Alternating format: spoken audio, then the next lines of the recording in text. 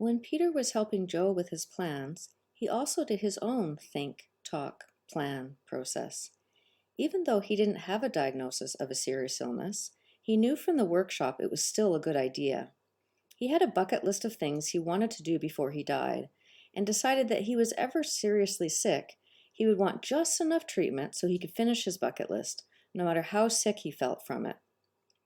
Peter wrote his wishes down and talked about it with his daughter and son-in-law the next Sunday on his weekly visit.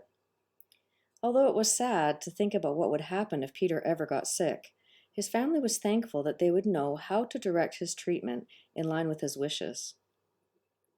One day, Peter got a call saying he had a very serious illness and was being referred to a specialist. Before the appointment, Peter created a folder with his written down values, wishes, and goals. As he walked into the specialist's clinic, he was greeted by a volunteer who gave him directions to the waiting room for his specialist. He thanked the volunteer and said, "I have my advanced care plan with me. How do I make sure the specialist knows all about it?" The volunteer said, "Oh, don't worry. We give advanced care to everyone here. You're in the right place." Peter went to the waiting room as the volunteer had directed him. When he checked in with the clerk, he said, "I have a advanced care plan. How do I make sure I get what I want?"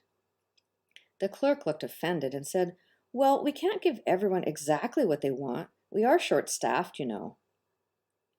Later, after Peter had been shown into a clinic room, a nurse came in.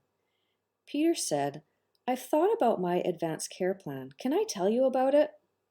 The nurse, who had just graduated from her training, replied, "Oh, that's not for me to deal with. You'll need to talk to the doctor." When the specialist came in to see Peter, he sat down behind his desk and began right away going over Peter's test results. He explained the treatment plan and a schedule of therapies, and then asked Peter if he had any questions. Peter felt like his mind was spinning and he couldn't think straight. He had so much to organize with getting rides to treatment and picking up his prescriptions. The specialist rushed out of the room, and Peter drove home in a daze.